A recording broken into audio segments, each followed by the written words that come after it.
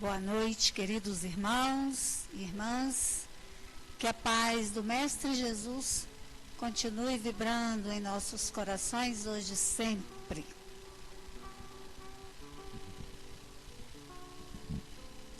Muito bem, nós estamos aqui estudando sempre, neste horário, o Evangelho segundo o Espiritismo.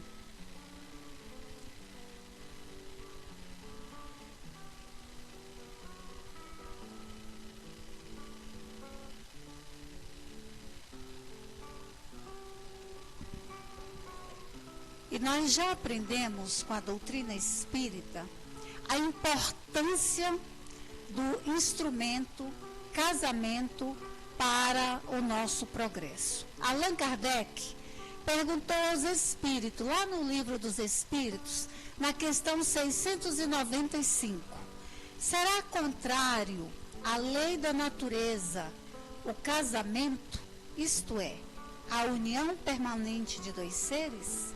E eles responderam, é um progresso na marcha da humanidade. Allan Kardec fez uma nova pergunta. Que efeito teria sobre a sociedade humana a abolição do casamento? Não existiria mais o casamento. Os espíritos responderam, seria uma regressão à vida dos animais. São respostas contundentes que nos mostram a importância do casamento para o progresso dos espíritos.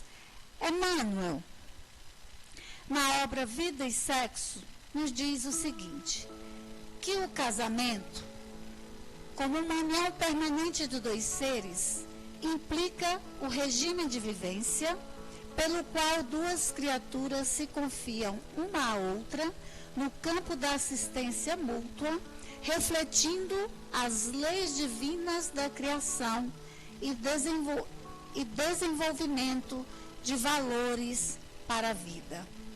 Esse é aquele casamento fundamentado nas leis de amor magnânimas do Criador. Mas nós, espíritos comprometidos com as leis de Deus, e conforme nos revela André Luiz na obra Nosso Lar, ainda vivemos o estágio em que a esmagadora maioria dos nossos casamentos são de provas e expiações. São casamentos que refletem as nossas quedas, que refletem o nosso comprometimento com a lei de causa e efeito. São oportunidade de resgatarmos, portanto, o nosso passado delituoso. Então, essa afirmativa de Emmanuel para a maioria de nós ainda é algo a se aspirar. Mas a nossa realidade é da vivência da prova e da expiação, da vivência da superação das dificuldades geradas no nosso pretérito delituoso. Assim é que no capítulo 22 de O Evangelho segundo o Espiritismo, cujo título é Não Separeis o que Deus juntou, Allan Kardec lança luz sobre essa problemática, trazendo para nós alguns esclarecimentos acerca dessa lei civil, lei humana, que veio para regular essas situações, para legalizar essas situações que, de fato, já existiam, né?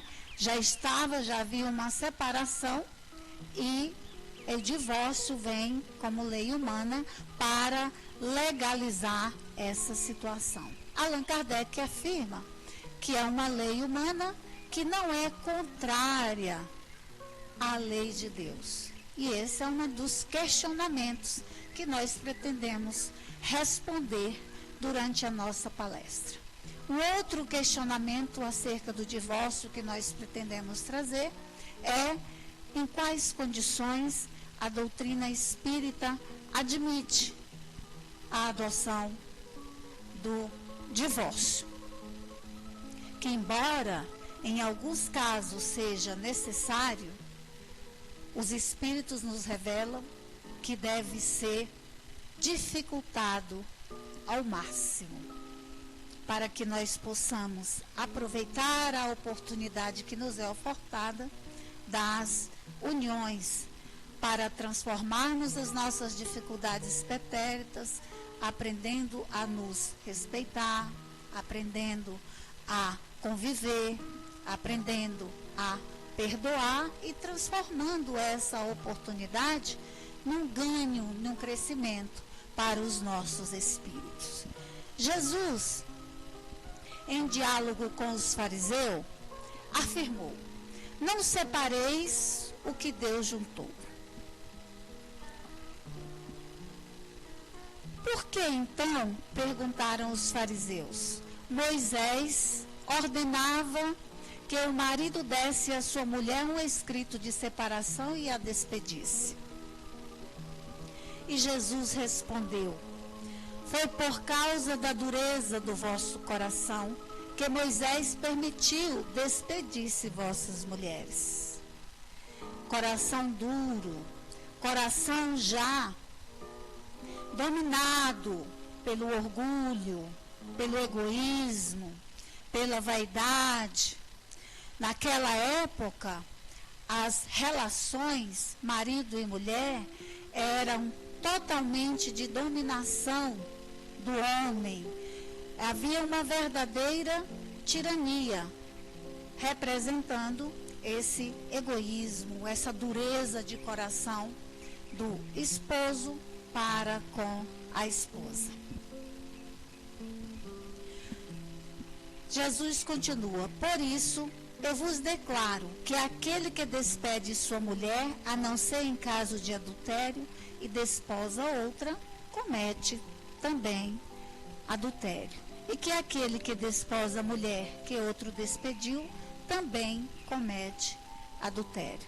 Era uma lei civil, né, que Jesus estava editando naquele momento, em substituição a uma outra lei civil muito mais rigorosa, que era a lei de Moisés.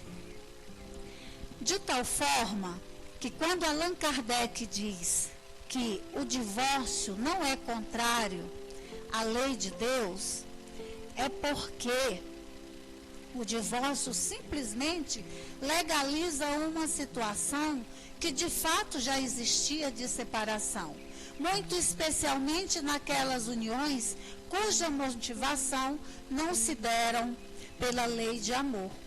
Se deram por muitos outros motivos, como ainda é comum na constituição das relações na atualidade, cujo motivo primeiro se dá pela beleza física, pela sensualidade, pelos os bens materiais, né? Então, quando não foi Deus que uniu,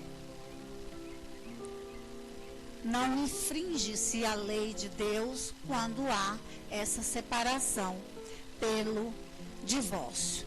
De tal forma que nem Jesus consagrou a indissolubilidade do casamento, quando afirmou que foi por causa da dureza dos vossos corações que Moisés permitiu que despedisse as vossas mulheres. Ou seja, dureza do coração pelo egoísmo, pelo orgulho, pela vaidade, e não pela a motivação das relações e das uniões pela lei do amor.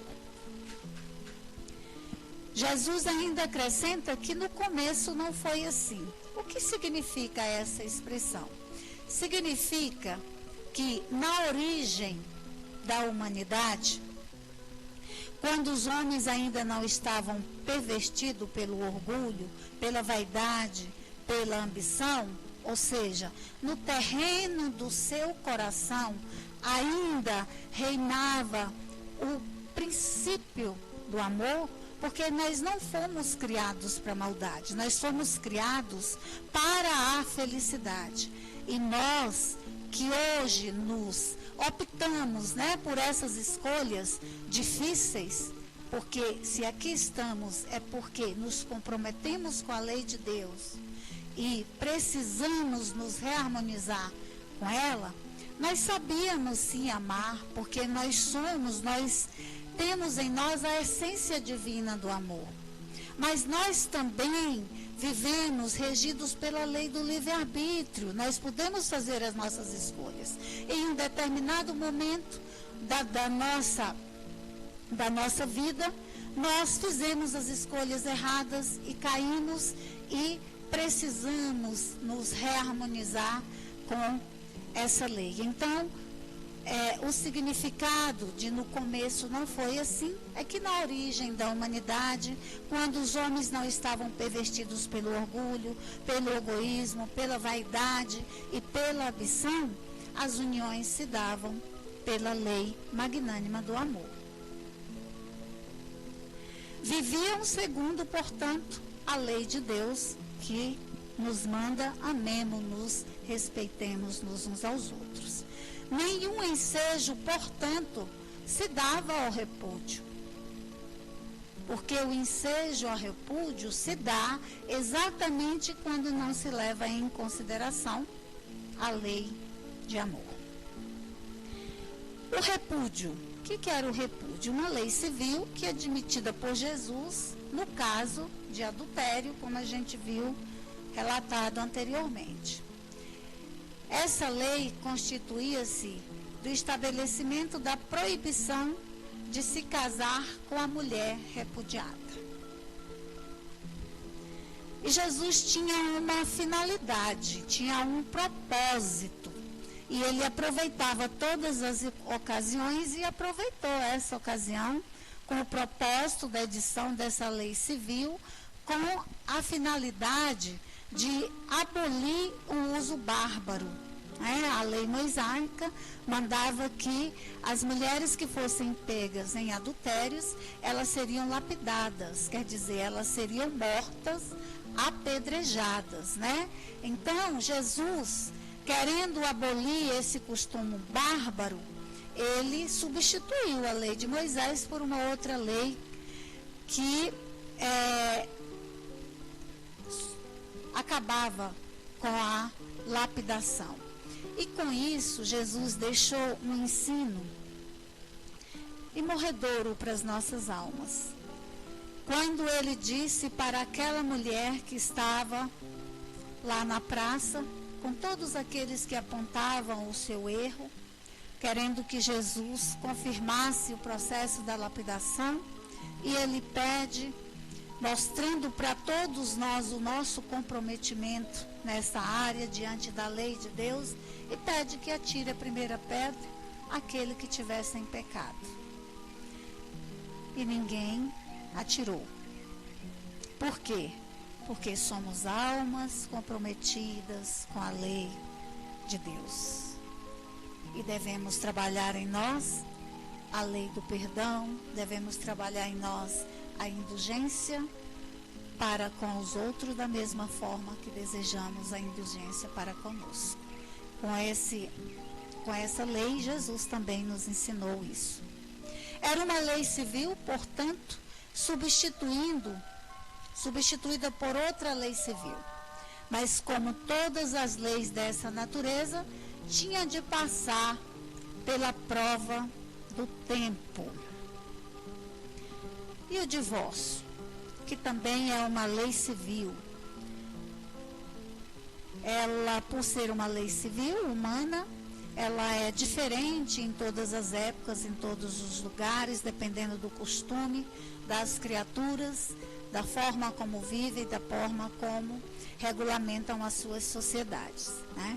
Mas ela também é uma lei que passará pela prova do tempo. Nessa questão, nós já tivemos aqui no nosso país, antes do divórcio, a lei que regulamentava o desquite. As separações eram regulamentadas pelos desquites. E nessa lei, a previsão era de que aqueles que se desquitavam eram proibidos de contrair novos matrimônios. Eu me recordo que nessa época, né, era bem novinha, gente, mas eu me recordo, viu, ainda. As pessoas que se submetiam ao desquite, elas às vezes saíam do país para poder contrair novos matrimônios. E o divórcio veio, e diferente dessa lei, permitiu, né, que a pessoa divorciada contraísse novos matrimônios, ou seja, é uma lei civil se adaptando aos costumes e à necessidade do povo. Portanto, o divórcio é uma lei humana que tem por objeto separar legalmente o que já está separado. Não é contrário à lei de Deus. Conforme já dissemos, não é contrário à lei de Deus, por quê? Porque ele simplesmente regulamenta uma situação que de fato já existe. Os cônjuges que optam pelo divórcio realmente já estão separados. Simplesmente o divórcio legaliza perante a sociedade humana, por ser uma lei humana, aquela situação. A doutrina espírita nos esclarece que o divórcio, embora necessário em algumas situações, porque a mesma lei de amor que une as criaturas também não quer que nós sejamos subjugados, que nós vivamos em lide constante, que nós, se não conseguirmos levar a nossa relação à frente e que, em função disso, nós possamos cair em males maiores, como, por exemplo, suicídios, homicídios, maiores comprometimento com a lei de Deus, tem esta solução. Mas, de qualquer forma, o que nos recomenda os espíritos superiores? Façamos os nossos esforços máximos para que a gente aproveite a oportunidade de reconciliação, porque o casamento, as uniões aqui na Terra representam exatamente isso, a oportunidade de nós nos reconciliarmos com aqueles com quem fomos negligentes e delituosos no passado. A aplicação do divórcio, portanto, só se dá nos casos em que não se levou em conta a lei divina do amor. Quando se leva em conta a lei divina do amor, Jesus disse: não separeis o homem o que Deus juntou. Se a união foi fundamentada na lei do amor, não é o homem que vai separar. Portanto, as separações são contrárias à lei de Deus? Essa é a pergunta que não quer calar. Sim, desde que seja para atender unicamente interesses materiais e não a satisfação da lei do amor. E não se for para evitar males maiores, como o comprometimento das almas com a lei de Deus, o nosso Pai, através de ações desesperadas, como o suicídio, o homicídio, né, a loucura. Então, nesses casos, embora não seja a melhor solução, mas os espíritos nos dizem que deve ser aplicado.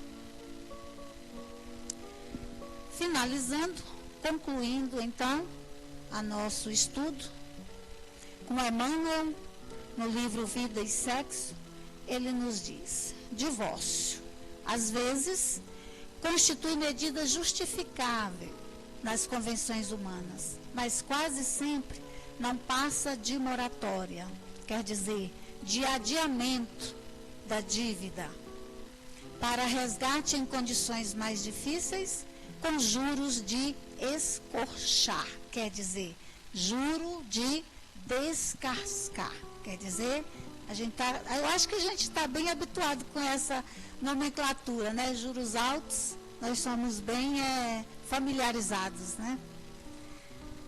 Mas como a lei que deve unir as nossas relações é a lei de amor, André Luiz nos recomenda: compreendamos, irmãos, que não puderam evitar o divórcio. Portanto, ignoramos qual seria a nossa conduta em lugar deles. Quais dificuldades que tiveram que enfrentar? Não sabemos. Portanto, compreendamos-os e respeitemos as suas decisões. Que a paz do Mestre Jesus continue vibrando em nossos corações hoje e sempre.